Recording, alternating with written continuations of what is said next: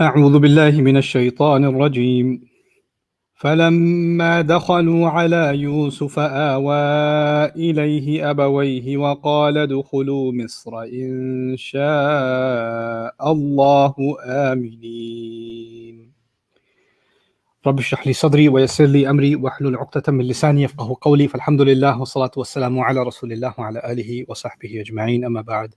Once again, everyone, assalamu alaikum wa rahmatullahi ta'ala wa barakatuh. Today I have a discussion planned for you that's revolving ayah number 99 of Surah Yusuf. I'll translate it first. It seems pretty straightforward at first glance, but there's what seems like a slight, but I think it's a deep enough conversation necessary that this ayah should be discussed on its own. I would say to start off that in order to grasp what we can from this ayah and to share with you guys what we've come to learn and what can be of benefit for myself and all of you, trying to extract as much wisdom and guidance we can from the Quran. This was quite an exercise for both myself and Suhaib, and it was actually pretty rewarding. So I'm grateful that we have each other and that Allah Azza wa Jal has given us this opportunity to do this kind of tadabbur and this kind of reading and research. So let me first start off by translating. We're at the scene now where the parents have arrived in Egypt. So فَلَمَّا دَخَلُوا عَلَى يُوسُفَ, when they all entered upon Yusuf, literally entered upon Yusuf would mean that perhaps it means they came into the court of Yusuf alayhi salam, and it's when they entered, that means all of the sons of Jacob, all of their families, the wives, the children, Yaqub alayhi salam, and his wife also apparently, right? So this large family gathering has now come into the presence of the ruler of Egypt, which is Yusuf alayhi salam. There are narrations surrounding this moment about how there was a procession, thousands of soldiers, and how even Yaqub alayhi salam saw him and said, "Is that the Pharaoh?" Because that wasn't a bad word at the time, right? Is that the Pharaoh, or is that the Fir'aun of Egypt? And he was told, "No, this is Yusuf alayhi salam." So, in the course of all of that, there are other things that have been said in the narrations that I'm going to skip a little bit, but get to what we need to definitively discuss. So they came into the company of Yusuf. They entered upon him. First thing, awa ilayhi abawayhi. He pulled both of his parents towards himself. And the word pull towards yourself, awa ilayhi, is the same verb that was used for when he pulled Binyamin towards himself in order to protect him. It's the same verb that's used in the Quran to describe the young people who pulled themselves into the cave to protect themselves. Though the root letters Hamza, Waw, and Ya, and the masdar is awiyan, al-awi, and the if'al version is iwa. This word actually means to stick to something because though if you go into a cave because you're too weak to withstand the cold or the winds or whatever else, then you've engaged in the act of awi, meaning you stuck to something for protection.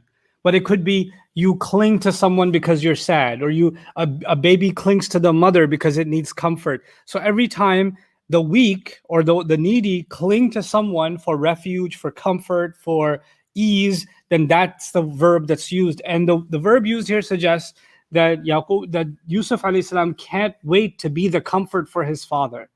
Like he can't wait for that moment where he gets to comfort him. So awa ilayhi abawayhi. But the challenge here is awa ilayhi abawayhi. He pulled both of his parents towards himself. He pulled them in to give them refuge, to make them feel safe, to give them comfort. All of that's included.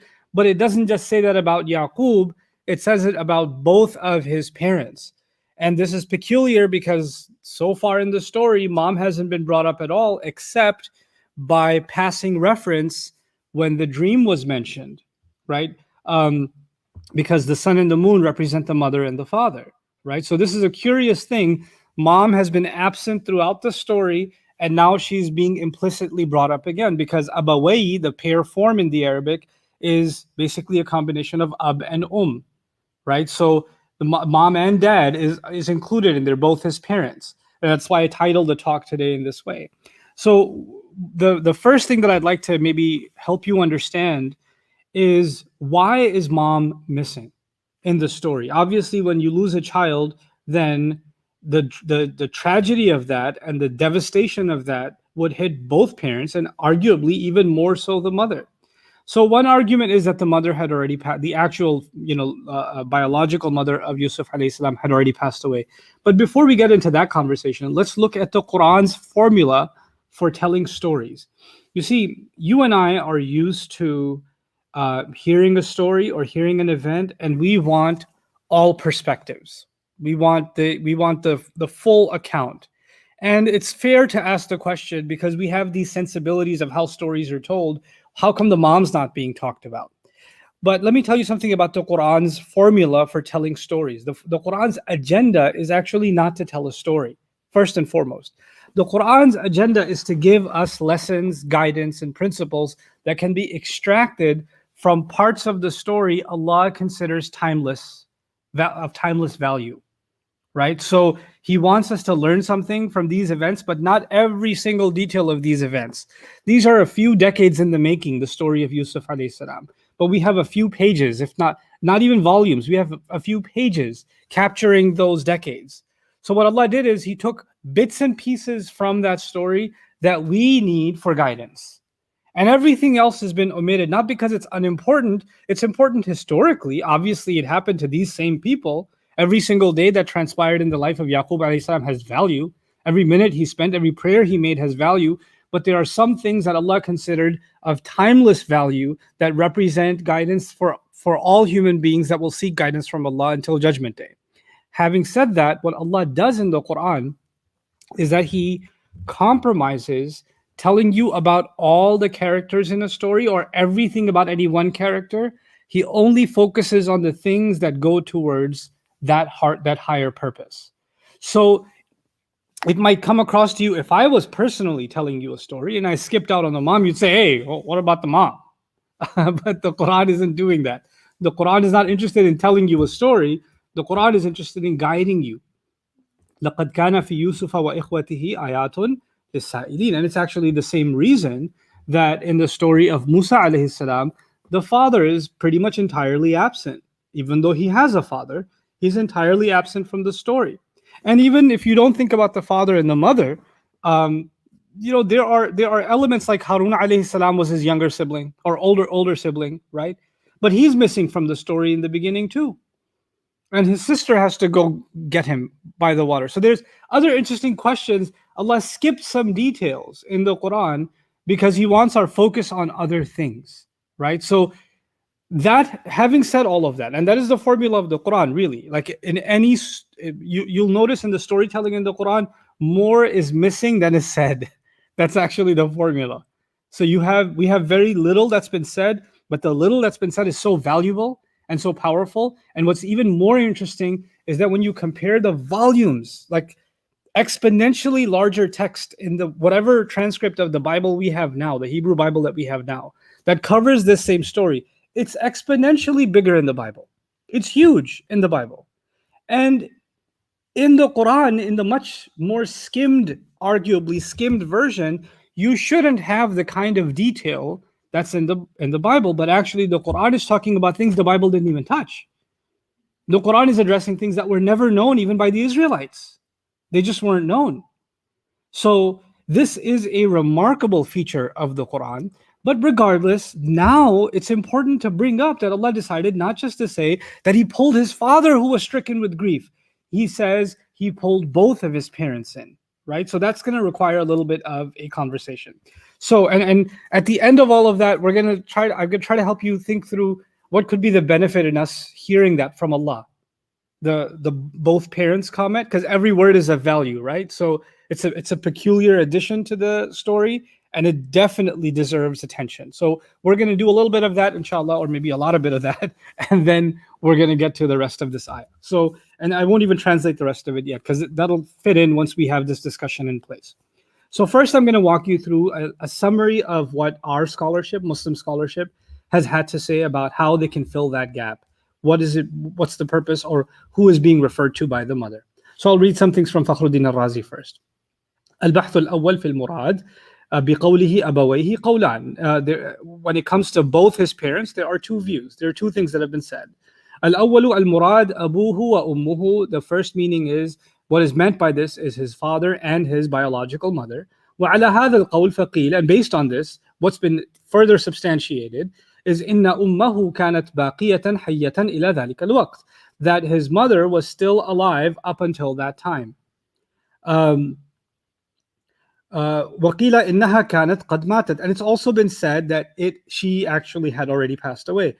إلا أن الله تعالى أحياها, except that Allah brought her back to life, وأنشرها من قبرها, and pulled her out of her grave, حتى سجدت له تحقيقا لرؤية يوسف عليه السلام, so she can do the sajda, to confirm the dream of Yusuf alayhi salam. So our mufassirun, because we came to hear from reliable Israelite sources that the mom had actually passed away, they said, well, Allah must have brought her back to life, right, in order to fulfill this dream, because it says both his parents, so that must mean her. And by the way, her name from the biblical version is Rachel. Okay, so we're going to use that name. القول الثاني أن المراد أبوه وخالته. The second position has been Muslim scholarship that the meaning here is his mom or his dad and his mom's sister, his khala. Okay. لأن أمه ماتت في النفاس بأخيه بنيامين, because his mother died while giving birth to Benjamin, the younger brother. وقيل بنيامين we can skip that part. ولما ماتت أمه تزوج أبوه بخالته, and when the mother died, then the father married her sister. So that's the scholarship view, Muslim scholarship view on this, or the opinion that's been found.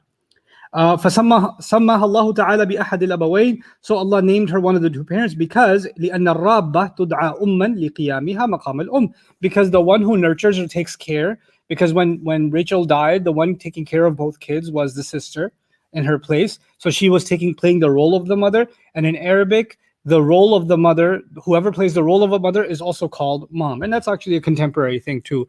When you're raised by somebody, even if they're not your biological mom, you're still going to call them mom, right? You just get accustomed to that, and that's a normal thing.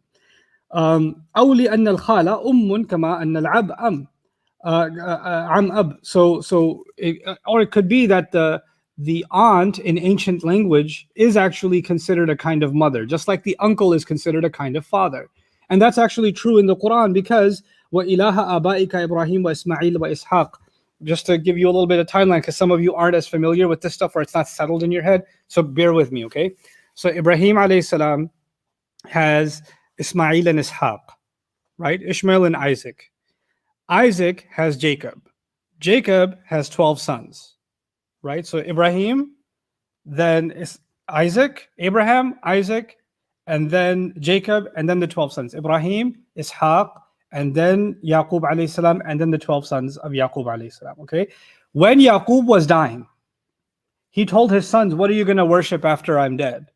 And the Quran said, they responded, we will worship your God and the God of your fathers, Ibrahim and Ismail and Ishaq. So when they were talking about their fathers, or they're telling Jacob, your fathers, right? They didn't say your fathers, Ibrahim and Ishaq, because that would be father and grandfather, right? They included uncle in it. Because what is Ismail to Yaqub alayhi salam? He's his uncle. But they included what word? The God of your fathers, ilaha abaika, Ibrahim wa Ismail wa Ishaq. So what you find as a qarina, as an evidence in the Quran and also in language, is sometimes the uncles or the aunts were actually also referred to as father or mother. And this is actually what is also been claimed about Ibrahim alayhi salam's father, because the Arabic word used for him in the Quran is abihi, his father. And there's an interesting side conversation that Taba'i mentions in his tafsir. And some of you will have an allergic reaction because I quoted Taba'i, because it's not a Sunni source. I read Western literature. I'll read an atheist about the Quran. I will read Christian literature on the Quran. I will read anything I can on the Quran. If I find evidence or reason in it, or I want to hear what the other argument is, I will keep an open mind and study and read. So I have my own convictions in faith, but I don't discriminate when it comes to seeking information or seeking knowledge. If we take that approach, then, for example, if I want to study linguistics or Arabic, then one of the most remarkable pinnacle works in tafsir studies is Al-Kashaf by Zamakhshari. Anybody who's worth anything in tafsir knows that. But he's known to be Mu'tazili, and I don't carry Mu'tazili views in terms of understanding theology, and that is a very, obscure view of the Aqidah of Islam, and yet he's still the gold standard in grammatically analyzing and rhetorically analyzing the Quran. And so many after him who hated his guts for his views, his beliefs, actually took knowledge from him when it came to Arabic analysis, and in many cases even plagiarized him. So there's that. So I don't personally discriminate when it comes to looking at different sources and what has been said and how has it been, argued and substantiated. The thing at the end is our loyalty is not to an author. Our loyalty is to the divine author. And anybody who makes an argument, we look at what is being said more than who is saying it, right? And which is exactly what a judge is supposed to do in court. Before they look at what statement, who's making the statement, they have to look at what is the statement itself. They have to value the word itself, right? And that's what true research should be about. Anyway, so Tabatabayi's discussion, and thank you, Suhaib, for bringing that to my attention. I'll give you the basic version of it. Is that Ibrahim alayhi salam, by the end of his life, he makes this dua in which he says, my master, forgive me wali walidayya, and forgive both of my parents. Forgive me and forgive both of my parents. Even though there's an injunction in the Quran that he's not allowed to pray for his father. Okay, that cannot happen anymore, and that there's an istithna given in the Quran. So there seems to be this this conflict, but actually it's resolved by Tabatabai in his view by use of the word ab and walid. That walid is the maternal biological or the biological father, and ab is actually the one who raised him, which is why so many Mufassirun said that Azar was actually his uncle who raised him. So there are two different things. Ab is the father figure. You can even call it the father figure. And sometimes the biological father is the father figure. Other times the biological parent has passed away or he's absent and the uncle is the father figure or somebody else becomes the father figure. They don't become the walid, but they can become the ab. They can be the ab. And this is the word that's being used in this ayah, abawayhi, right? So it's the one that plays that role is actually being highlighted in the word abawayhi. So that's what we got from the tafasir. There's a couple other comments here that I want to read to you. وَقِيلَ أَنَّهُ لَمَّا تَزَوَّجَهَا بَعْدَ أُمَّةٍ صَارَتْ رَابَّةً لِيُوسُف. And it's also been said that when he married her, that after some time, she became the caretaker for Yusuf alayhi salam. فَنَزَلَتْ مَنْزِلَةَ الْأُمِّ. That she was given the status of a mother. لِكَوْنِهَا مِثْلَهَا فِي زَوْجِيَّةِ الْأَبْ. Because she is in the place in being married to the father. وَقِيَامَهَا مَقَامَهَا وَالرَّابَّةِ تُدْعَى أُمًّا وَإِن لَمْ تَكُنْ خَالَةً. And the caretaker can be called a mother even if she wasn't the aunt.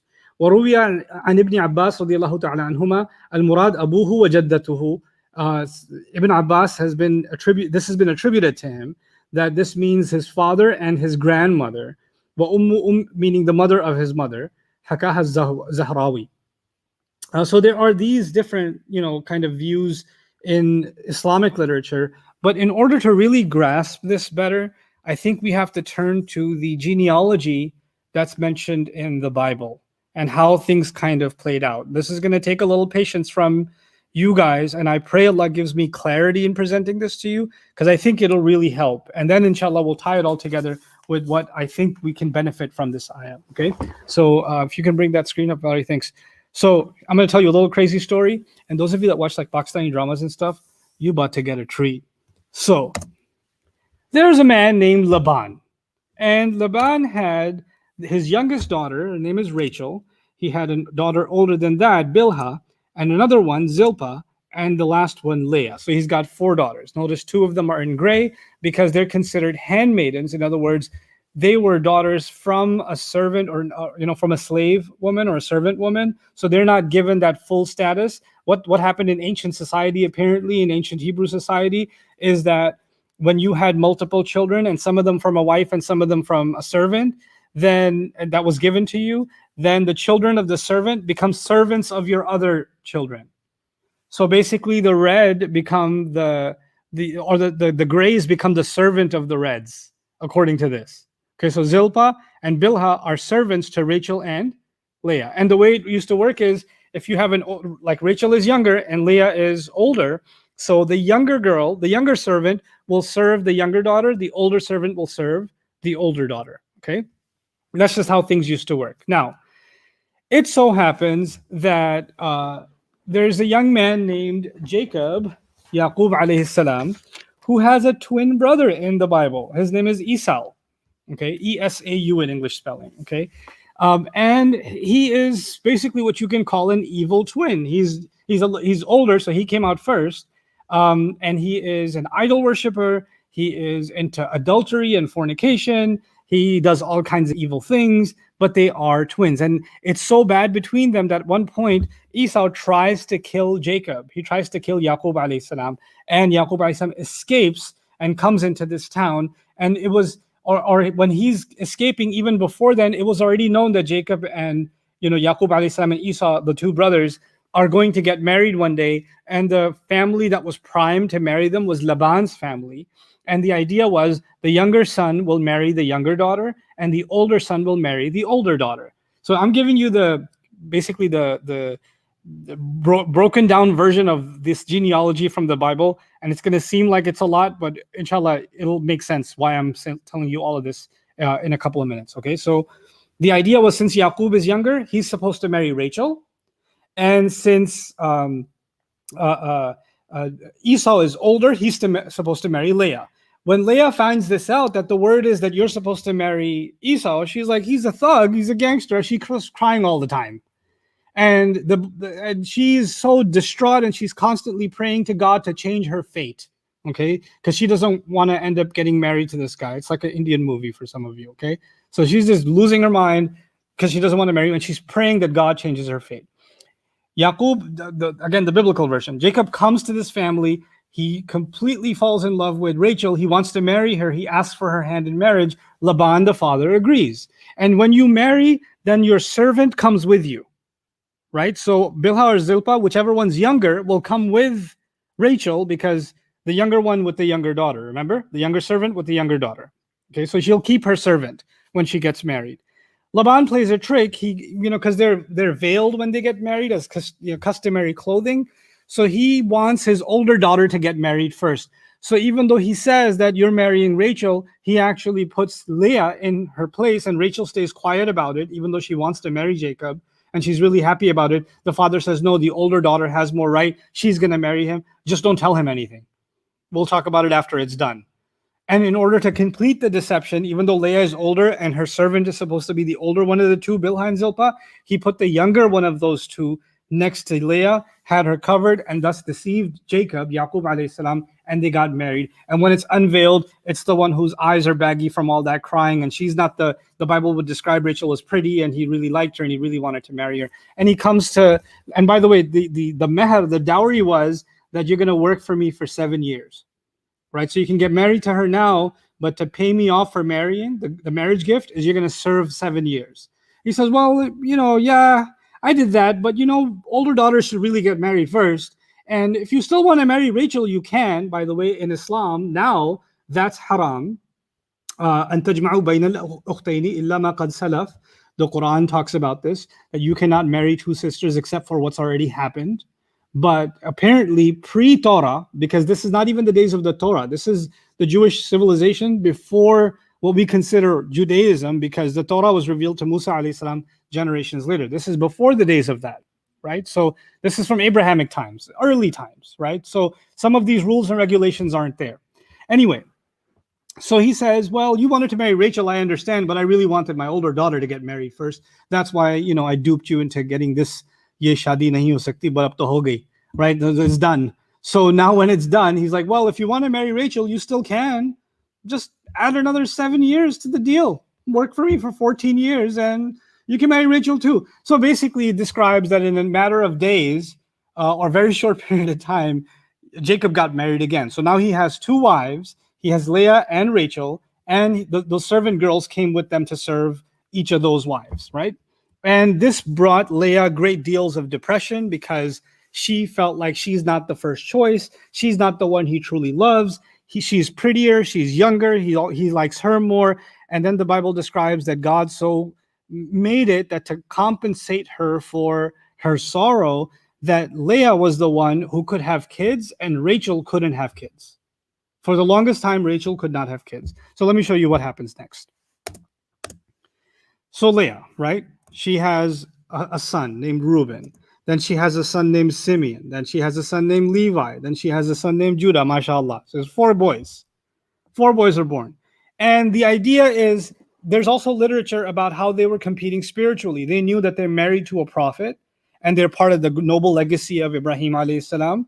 And they want as many sons with him as possible because that noble legacy will pass on and they have a share in that good deed. So that spiritual sort of legacy was a matter of pride back then for them. So Leah has 4 sons. Meanwhile, Rachel can't have any children, so she comes up with a plan. She tells her husband, Jacob, they're both married to him, right? She tells her husband, Jacob, why don't you take Bilhah? Meaning she's giving her hand off to her husband. You know, ma malakat aymanukum, you can be with my servant girl. This was allowed back in the day. And so you can marry her and have children with her, and I will raise them as my own because she's my servant. So he does that. He's with her, and then they have 2 kids, Dan and Naphtali. Now, Leah finds, as this is happening, she's getting upset because she wasn't having kids in the middle. So she says, you know what, take my servant girl and give me additional kids too. So now Yaqub alayhi salam, from the biblical version, has gotten Asher. Now they've got 8 kids. And after they have 8 kids, Leah ends up having the 9th and the 10th and even a daughter. So Issachar, Zubulun, and Dinah, all these kids. So now, what could go wrong? You've got 4 women, you've got 3 of them with multiple kids. There's no room for any possible jealousy of who's the favorite child or which one matters more or whatever. Obviously, it's all good in the hood, right? Everything's okay. But at the end of the day, if you think about it, the contest between Leah and Rachel, if you understand this contest, Leah felt like, what's the edge she has over Rachel? Well, he loves her, and she's clearly the younger one and the prettier one, but at least I gave him all the kids, right? And even if she gave him kids through the servant, well, I even the score there too. So I still maintain my advantage. At least the powers, there's no disturbance in the force. Okay, so far. Then what happens is Rachel finally gets pregnant and has Yusuf. She gives birth to Joseph. And then sometime later, she dies giving birth to Benjamin. So the one thing that Leah had over Rachel, which was that she couldn't have kids, at least directly, and in every other way she was compensated for, now that advantage is gone. And what's the reminder of that? Yusuf and Binyamin. Now I want you to think about the psychology of this. If the sons are constantly feeling this, towards towards Yusuf and Binyamin because of this existing rivalry between Leah and Rachel, which hasn't been talked about in the Quran clearly, but the Bible does talk about them competing with each other. On the other side, Bilhah and her 2 sons were perfectly fine. They were all of these, by the way, from 1 all the way to 10, all of these 10 are basically okay with each other because everything's fine. But now even Bilhah's kids, Dan and Naphtali, are like, well, we thought we represented the Rachel side of the family, but now she has kids of her own. So they're becoming team the rest also, and the only ones isolated are Yusuf alayhi salam and Binyamin. Now, when you read the Quran and you read Yusuf and his brother are more beloved to father than we are. So the woman that he loved all along has died, and the only remnant of her is Yusuf and Binyamin. You understand? Plus, not to mention their character, which is what the Quran's highlighting. The Quran didn't highlight he loves them more because of Rachel. The Quran highlights he loves Yusuf because of his character. So there's a different version of the story. Now, I gave you all of this background for a reason. To tell you that the Quran didn't say any of this. The Quran said none of this. None of it. Why not? Why in the world not? So let me talk about that first before we get to the both parents. This is still the both parents conversation, believe it or not. So you can take the screen away now. Here's the thing about why the Quran didn't bring all of this up. Once you understand this entire family dynamic, like watching a soap opera, you're like, oh, that's why they were jealous. Oh, that's why. No wonder he hated Yusuf. No wonder they hated Binyamin. Oh my God, their mom made them do that. It was like these aunties, man. Like you had all this, like you start coming up with an entire scenario of how this would work and how this plays out in families. What does the Quran do? The Quran makes all of that irrelevant to teach us something. It is irrelevant.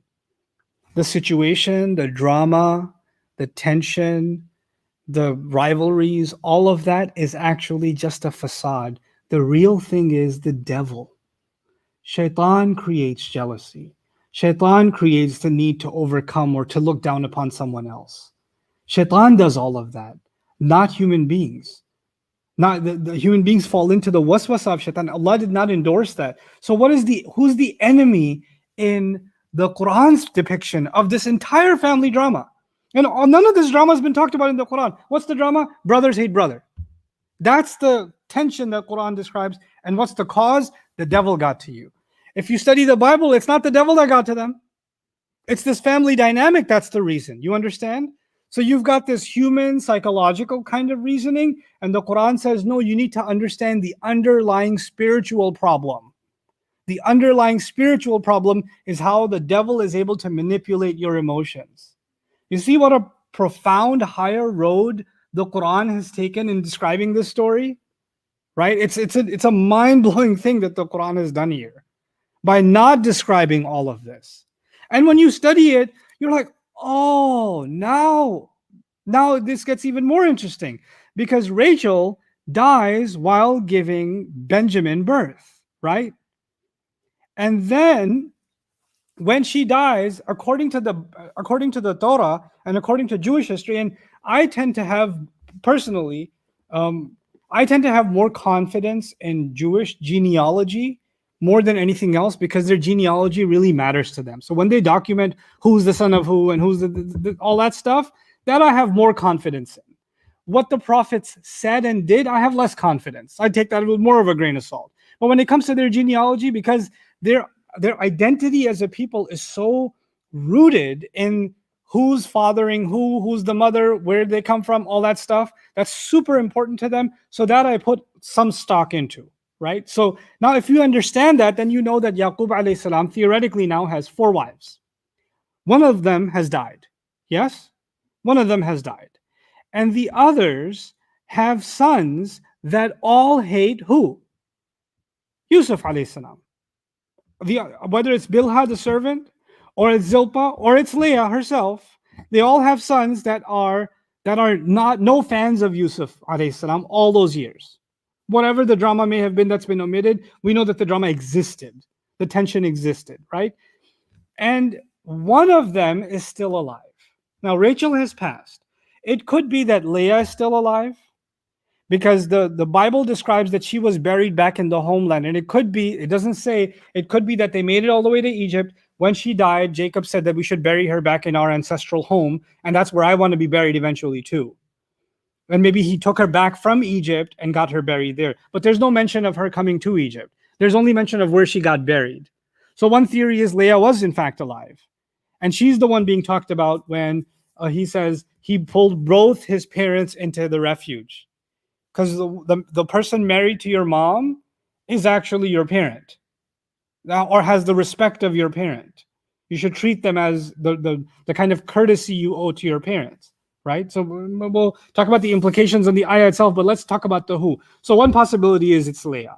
The other possibility is either Zilpah or Bilha, which is interesting because Jewish feminists today are talking about how Zilpah and Bilha, who history doesn't know much about, are not getting the credit they deserve, because Jewish women tend to be forgotten in history, but they are the mothers of the Jewish people. 4 of the 12 tribes of Israel come from them. Yet we don't know, because they were servant women, they were handmaidens. We don't know much about them. We don't care anything about them. But we should consider them matriarchs of Jewish society. Now, so what's the Quran's take on this? The Quran's not explicit about who it is. We can pretty confidently say it's not Rachel. But we can say it's either Bilha or Zilpah, which are both servant women, or Leah, the wife.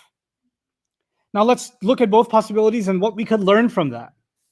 If it is the mother of the sons, Reuben, Simeon, Levi, Judah, Issachar, Zebulun, this is, 6 out of the 10 sons that wronged Yusuf alayhi salam. His father's been suffering, but it's also quite possible, and we don't know if Leah is also suffering or not because of the rebellion of her sons, or deep down inside she endorses their emotions. We don't know. So we're not going to throw her under the bus. We don't know, so we don't know. Good enough. Just like we would give benefit of the doubt to somebody who's alive. right? Unless we have some hint that they've done something wrong or we have evidence to that, we have no reason to suspect her intentions. And if the Bible's saying there was rivalry among them, that's the part I'm not going to take openly. You know, that's the part I'll be skeptical about. Genealogy, I'll take. Character assassination, not so much.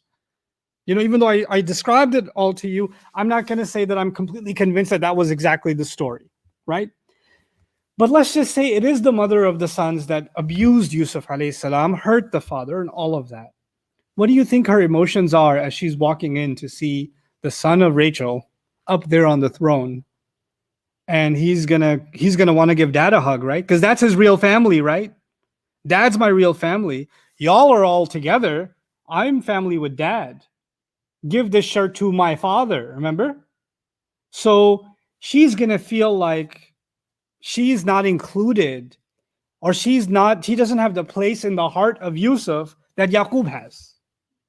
And Yaqub alayhi salam has the presence of heart and the presence of mind to know, in this moment, I cannot let this woman feel deprived or feel neglected or ignored because she's in the position that my mother used to be in. She is the wife of my father. So I will honor her just as I would honor my own mother. So he pulls both of them in and hugs them and makes them feel safe. Even in this moment, he's thinking about the feeling of someone else.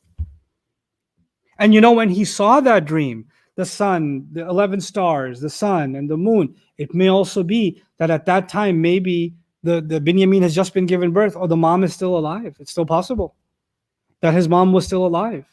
And he doesn't know that that's not going to be the mom. That's going to be out, you know, the one that's going to come back. And when that sajda happens, eventually, and this whole dream gets interpreted, he could just say to dad, that's what the dream meant? I thought it would be my mom. He could do that, right? But he's not going to do that. He treats her as if it's his own mom. And what message does that send to Yusuf's brothers, who hated Yusuf all along because of who his mother is, right? Because he comes from a different, and that's the whole basis of hating Yusuf and Binyamin. And now they see their own mother being honored in this way. Their own mother is being treated like it's his own mother. He holds no grudge. He's so loving towards her. He honored mom and dad just the same. He didn't just hug dad and Assalamu alaikum to you too. There was none of that. It's a remarkable moment in what Yusuf alayhi salam demonstrates, and the Quran captures it so beautifully by calling both of them his parents, even though it is clear to anyone who understands even a little bit of Jewish history, that's not his biological mom. So that's one possibility. He sent this shockwave message to his brothers and to this stepmom that you're my mom. You married my dad. You're the life partner for my dad. Your relationship with my dad is blessed, and I will honor you because you are sitting in that position. And the Prophet ﷺ even said, "Al-khalatu fi makanatil or fi bimanzilatil The maternal aunt is the status of the mom. You know, you have to honor her like you would honor your own mom. What's the other possibility? That Zilpah and Bilhah, who were servant women, handmaidens, one of them is alive, and everybody else has passed away. And he comes with one of them, and he puts them on the throne. He pulls them in and honors them. And what does that tell you? It tells you how these labels that we have, that she was a handmaiden or she was a servant and all of that, none of that actually played a role in the treatment of people.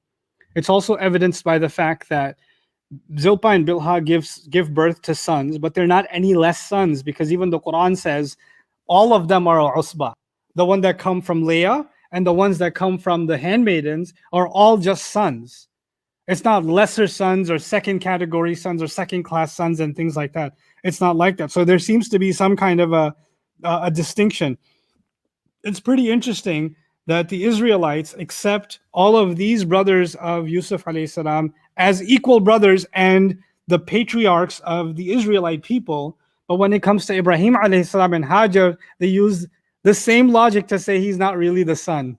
It's pretty funny that if he's not really the son, then 4 of your tribes are out.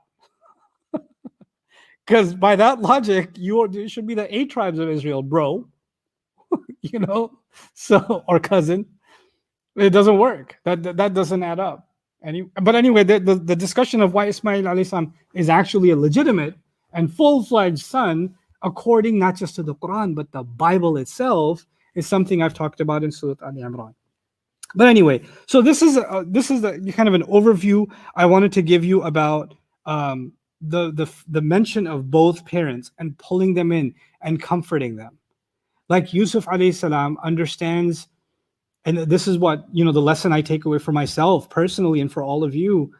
One of them is that, Allah has put different people in our life and we're responsible to them. You have a responsibility to your siblings. You have a responsibility to your parents. You have a responsibility to your kids. You have a responsibility to your spouse. You have a responsibility to your coworkers, employees. But before all of that, let's just talk about just in your family. You have responsibility and different rights towards people. And the first right really is to treat people with dignity, with respect, so they don't feel humiliated, right? So he's a living model of that. People who humiliated him, he took the higher road. And he didn't make somebody guilty by association. You're their mom, therefore I hate you. None of that. Or even if he knew of drama between his mother and her, that's all gone. He's not bringing that into the equation. What they do and how they carry themselves is on them. But I will treat people right. And that's a recurring theme in this surah, that Yusuf alayhi salam will treat people not in a naive way, but he'll do right by people. He'll do right by parents. He won't make her feel ignored for no reason. She hasn't done anything to him to deserve that. And she deserves that place. She deserves the benefit of the doubt. So he's going to give her that. And he does. Awa ilayhi abawayhi. And now there's the rest of the family. There are, let me tell you the names again: Reuben, Simeon, Levi, Judah, Issachar, Zebulun, Gad, Asher, Dan, Naphtali, and their wives and their kids are all watching as both parents have been hugged. And they're like, oh, this is confusing. I thought he'd hug Jacob and give us all a good yelling. I mean, he said there's no harm, but is he really this nice? And what does he say? And they're maybe feeling a little nervous because they used to be abusive to Yaqub alayhi salam, right? Didn't we just learn that they were calling him lost and deluded not too long ago? They were the ones being abusive to him, the extended family, all of them. And now they're standing in the court of the king of Egypt who just, hugged his father that they were just abusing. So they're kind of got a heart in the heart in the throat a little bit. And what is he turns to them now. So he's, first things first, honor the parents. Give them a hug, make them feel safe. And now that they've been dealt with, then he turns to them, وَقَالُوا ادْخُلُوا مِصْرَ إِنْ شَاءَ اللَّهُ آمِنِينَ. Enter Egypt. If Allah wills, safely. If Allah wills, safely. If Allah wills, we'll deal with separately. Let's just talk about safely. Enter Egypt, aminin, safely. Meaning, it's as if you just got to the airport. This is the first building you've been to, but you can go to Egypt anywhere. Your safety is guaranteed by the Prime Minister himself. You're safe wherever you go in Egypt. You can go freely wherever you like. You are not going to be put in a well. Welcome to Egypt. Here's a place where you shall be safe. And the one promising safety is the one that they would be scared of. He's the one giving them safety, so they have nothing. And he's the one who ensures the safety of the entire country. So he's offering them safety, or he's saying peacefully. Also, aminin can also mean that you carry no grudges and you come here safe and you don't have to worry about any previous thing that will be held against you. You're completely settled and at peace now. And this is how, perhaps it also means come into Egypt, aminin, peacefully, meaning if you have drama, leave it behind. Leave it in Canaan, let's start over. Aminin. So what does insha'Allah here mean? Insha'Allah means, this is the first lesson here with insha'Allah. Insha'Allah, let's talk about how we use insha'Allah. We use insha'Allah, the wrong way we use it is when we're not really sure about what we're going to do. Like, hey, so I'll see you at 7 o'clock like you promised, right? You're like, inshallah, which means I'm not sure. Or don't hold it against me. And if I'm late, we'll just blame Allah, right? So that's not how you're supposed to use inshallah. Inshallah is a statement about your hope in the future. That's in Muslim culture, not in the sacred text. In our culture, It's become a phrase we use when we are hopeful about accomplishing something in the future. I'm going to graduate, inshallah. I'm going to go through, I'm going to pass this exam, inshallah, etc., etc. So the word inshallah has become a word for optimism placed with Allah. Originally, inshallah was actually not that. Inshallah was, I have hopes of accomplishing this. But that I know that will only happen if Allah wills it to, which is different from prayer. This is why the Prophet ﷺ advised us against using inshallah when we pray. You don't say, and we say this because we associate inshallah with optimism, right? So we innocently say sometimes, may Allah give you Jannah, inshallah. And you're like, yes, inshallah. The problem with that is, may Allah give you Jannah if He wants to. Because inshallah means if Allah wills. You're like, yes, if He wants. Because if He doesn't, then we're not supposed to say that. This is why we don't say inshallah with prayers. So what's inshallah doing here? If Allah wills. Enter Egypt if Allah wills safely. Yusuf alayhi salam knows more than anyone that even if you have Allah's promise that Allah has chosen you and He will teach you all kinds of speech and complete His favor upon you. Remember all of that? كذلك يجتبيك ربك ويعلمك من تأويل الأحاديث ويتم نعمته عليك كما أتمها على أبويك إبراهيم وإسحاق. All of that من قبل إبراهيم وإسحاق. All of those promises that Yaqub told him that Allah has planned for him, but was not told to him, is all the trials in between before you get to that. Right? I mean, it happened eventually, but you don't know, you don't even have a guarantee of the next moment. I, as the ruler of Egypt, am telling you, you are safe wherever you go. But even I, the ruler of Egypt, cannot override the ruler of all rulers, Ahkamul Hakimin. If He wants, your safety will end in the first step outside. I know I was in the safety of my home one day and in the depths of a well in another. I know I was in a prison rotting forever one day and now running Egypt the next day. If Allah wills something to happen, what we think will happen can completely transform, and I'm a living example of that. So I'm never going to say anything about the future without adding what? Inshallah. That's only if Allah wills. I recognize Allah's decree here. And this is also an interesting echo with what Yaqub alayhi salam said to his sons. If Allah wills, and I want you to go to Egypt enter Egypt from different doors, and I can't benefit you against Allah's will in any way. In other words, yes, I'm hoping you stay safe, but inshallah, that's only if Allah wills it to be. So just take this road, and inshallah, if Allah wills, it will be like that. The other meaning of insha'Allahu aminin can also be when you give an instruction to somebody and you add Allah's name to that instruction.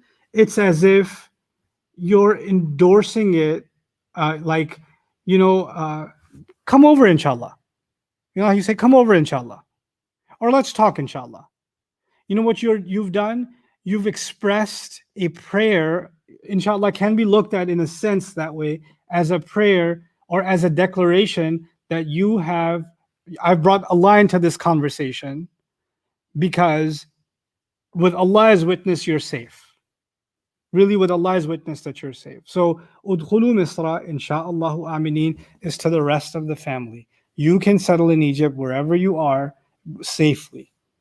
This is the shocking moment. These are the first things that these, brothers and their children together and their wives, who have been talking so much against Binyamin and Yusuf and their father for so many years. And all of those years is now known. Everything they did is known. And they're standing in front of the person they wronged for so many years. And the first thing they see him do is hug both his parents and to treat his non-biological mom as if she is the mom, and then turn to all of them and tell them you're safe. This place, I will guarantee your safety. I'll make sure that you're safe. Udkhulu Misra insha'Allahu aminin. It's a remarkable moment. And the thing that I wanted to, before I let you guys go, highlight, is how the Quran actually, in this way, addresses complex family situations. You've got a man with multiple wives, or you've got multiple children from multiple marriages, right? And some parents alive and some not alive. And so you've got half mom, or adopting mom, or not biological mom at all. And you've got all these kinds of half connections. And so you've got half brothers, or you've got half sisters, and you've got rivalries that may have come down from a different generation. And in all of that, Allah Azza wa Jal describes that when that tension happens, that tension actually comes from shaitan. And it's also really interesting that the Quran recognizes these complex family dynamics as a part of life. That's just going to happen. We have this picture in our head of a certain view of what a family should look like, right? But since ancient times, families were always complicated, and they're always going to be complicated. If any of you and your extended family is completely normal, let me know. I'd be really happy to know about this exception on planet Earth, because ain't nobody's family normal. Everybody's got some drama in their family, some complexity in their family. And everybody who has a complexity in their family wonders, why is our family so messed up? Why are we so weird? Why do we have a Reuben in our family? Why do we have a why do we have a Leah and Rachel situation in our family? Why do we have this? Why do we have that? Well, that's always been there, because shaitan's always been there. It's also teaching us that shaitan is an enemy. Yes, he's an enemy to Islam, and he wants to eradicate Islam from the face of the earth and all of that. One of the ways to eradicate Islam is to eradicate Muslims from within. And what better way to destroy Muslims from within than to destroy their families, to get them to hate each other? How is this ummah going to be united when people that share the same last name with you can't be united? People that live under a roof can't be united, and you're talking about the ummah being united? So you destroy the brick, their building's never going to be built, right? That's such an easy game, such an easy strategy, and it works. So it's so much easier for us to be kind and understanding and empathetic to strangers that can cry about their woes. And the only people we cannot be empathetic towards, or patient to hear what they have to say, or try to understand their point of view, or be forgiving, is our own. Our own we can't forgive. Everybody else, hey, man, I was going through a lot. I understand. Poor guy. This is why people are so eager to give charity to strangers and to watch a video and feel bad, and you should. But when your own uncle will ask, you're not going to give. That uncle? No, remember last Eid? Not him. That's not, please. I know everything about him. There's no way I'm helping him, etc., etc. Right? Whether it's siblings or cousins or uncles or sometimes parents, whatever it may be. This is why وَأُولُو الْأَرْحَامِ بَعْضُهُمْ أَوْلَى بِبَعْضٍ فِي كِتَابِ اللَّهِ. People of the womb, the relationships of the womb, the people that are tied to you through the womb, they get priority over other people in Allah's book. Take care of those relationships first. وَاتَّقُوا اللَّهَ الَّذِي تَسَاءَلُونَ بِهِ وَالْأَرْحَامِ. Be mindful of Allah, whose name you use to ask each other for stuff. And be mindful of the wombs, meaning all blood relations and all relations that extend from blood. Be mindful of them. Be careful about them. And it's so beautiful that, children are being taught to be respectful to their parents, even if one of the parents isn't your biological parent. That's what children are being taught through the example of awa ilayhi abawayhi. Be respectful, even if it's not your biological father. Be respectful, even if she's not your biological mother. They still deserve respect. Allah placed them in the same place. Awa ilayhi abawayhi. It also tells you that the role of a son or a daughter in older age is to provide refuge, is to provide comfort. Because as we get older, we get weaker. And we need comfort, just like we were babies and we needed comfort in the arms of our mothers and the protection of our fathers. A time comes where they need our protection. They need to feel safe around us. They're getting old. Their back hurts when they sit down. Their knees hurt when they go up the stairs. They have to go from one doctor's appointment to another appointment. They can't stand up as long as they used to be able to. Their eyesight doesn't work. They can't remember things the way they used to. Their skin's getting wrinklier and wrinklier. They can't drive on their own. And as they become like that, they get crankier. They get harder to deal with. They test your patience more. They have more wisecracks now. They've been working on them for decades. So they test your patience more now than they ever did before. But you know what? You're supposed to be like, you and I are supposed to be like Yusuf alayhi salam, awa ilayhi abawayhi. He pulled his parents into his refuge. Even the parent that he had no biological connection to, and arguably, possibly, even had a grudge to hold because she was competitive with his mom. Or her kids are the ones that made his life hell and she did nothing about it. You can make all those arguments. Again, we're going to give her benefit of the doubt, but inside family, giving benefit of the doubt is hard, right? That's difficult. But he does it. He does it. It's also interesting in the Quran earlier on, we find Yusuf alayhi salam alone. We find him lonely. We don't find him turning to his, like Rasul sallallahu alaihi wasallam, when he got overwhelmed, he turned to his wife, right? That's what happened at Hudaybiyah. Yaqub alayhi salam is married, so when he's being overwhelmed in grief, you should find the presence of mom. Quran misses that. Now, what possible reason could there be? You could look at it two ways. You could say, well, she didn't really care. So she was like the wife of Lut or the wife of Nuh, etc. That's one way you can possibly look at it. I prefer not to. Another way you can look at it is she felt helpless. Her sons are grown, they're out of her hands. And let's just say she was an extremely loving wife to Yaqub alayhi salam. This will be my last thought for you. Let's just say she's an extremely supportive wife, whether it's Leah or Zilpa or Bilha, whichever one. And she's caring for him. She's concerned about him, even if she's all of those things. Sometimes a person is going through grief and they're going through something, they're going through a sadness, then doesn't matter how much you love them, you can't take that sadness away. Just like you cannot actually make someone happy. You cannot get rid of somebody else's sadness. You're not responsible to make someone else okay. His grief with Yusuf is his grief with Yusuf. You don't get to say as his wife, I'm here, I love you, why are you still upset? Yes, I love you too. That's amazing, and thank you, but I'm still devastated about my baby. That still hurts me. Well, why does it hurt you? You have so many other things you should be happy about. No, you have me. Yes, I have you, but that's still there. And even if someone doesn't get frustrated with you because why are you sad? It may also be that they feel helpless. Like, I wish I could help. I wish I could get rid of that sadness for you. Because when you feel hurt, I feel hurt. But there's also an acceptance that some aspects of our grief are ours alone to carry. Nobody else can carry them for us. Some parts of those sadnesses cannot be shared with anybody. They're just taken to Allah. إِنَّمَا أَشْكُو بَثِّي وَحُزْنِي إِلَى اللَّهِ. It could be that's one of the ways to look at that ayah.